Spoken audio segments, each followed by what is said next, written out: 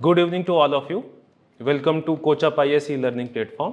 मेरा नाम है मनीष शुक्ला और मैं आज आपको ये बताने के लिए आया हूँ कि UPPCS मेंस जो 29 मार्च को आप लिखने जा रहे हैं उसमें आंसर लिखते समय अगर आप उस आंसर में प्लेन टेक्स्ट के साथ साथ फ्लो चार्ट्स और डायग्राम्स का इस्तेमाल करते हैं तो वो आपके लिए कैसे बेनिफिशियल होगा।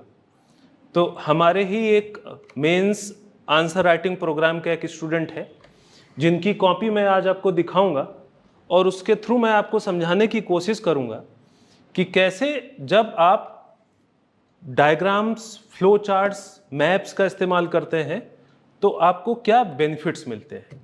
तो अगर इस कॉपी को आप देखें तो यहाँ पे अगर आप देखें ये क्वेश्चन है, एथिक्स का क्वेश्चन है। इस क्वेश्चन को अगर आप देखें तो आप ये डायग्राम को देख सकते हैं, ये डायग्राम को आप देख सकते हैं। उसके अलावा आप इस डायग्राम पे, इस फ्लो चार्ट पे थोड़ा सा नजर डालिए। नोलैन कमेटी की वैल्यूज, अब नोलैन कमेटी की वैल्यूज सबको पता है बट उसको इस तरीके से रिप्रेजेंट करना, और अगर आप इस कॉपी में देख रहे हो तो किस तरीके से चीजों को बॉक्स के थ्रू बहुत कम शब्दों में बताया गया है। आप समझिए जितना ज्यादा शब्द या पैराग्राफ आप लिखेंगे आप उतना मोनोटोनस बना देंगे इवैल्यूएटर के लिए अपनी कॉपी को।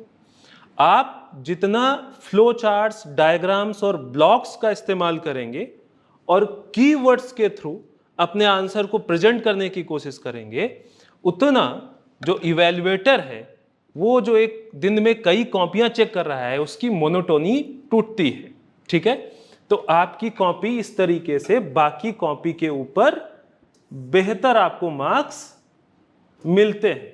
अब अगर आप ये कॉपी, ये एक जरा क्वेश्चन आप देखिए, ये जीएस पेपर 3 का क्वेश्चन है, जीएस पेपर 3 या 6 का क्वेश्चन है।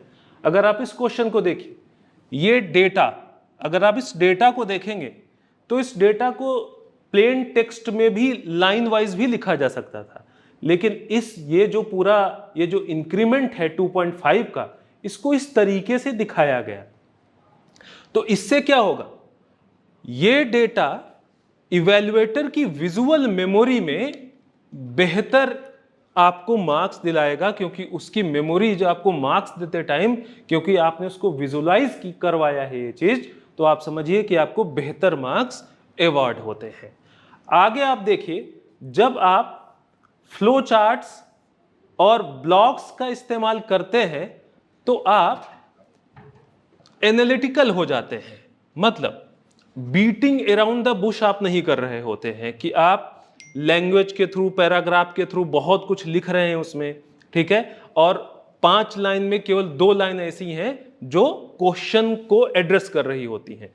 जब आप इस तरीके से लिखते हैं कि 2 लाइन का आपने पॉइंट दिया, उसमें एक कीवर्ड है, एक एग्जाम्पल, तो आप जो मैसेज देना चाहते हैं इवैल्यूएटर को, मैसेज इजीली कन्वे हो जाता है। तो एक और एडवांटेज ये होता है कि मैसेज कन्वे हो जाता है। देखिए यहां पे कैसे मैप का इस्तेमाल किया गया है। अब इसी चीज को आप लिख भी सकते थे प्लेन टेक्स्ट में, लेकिन अब मैप के थ्रू इसको दिखाएंगे तो अगेन जैसा मैंने बोला, विजुअल मेमोरी जो है वो काम करती है।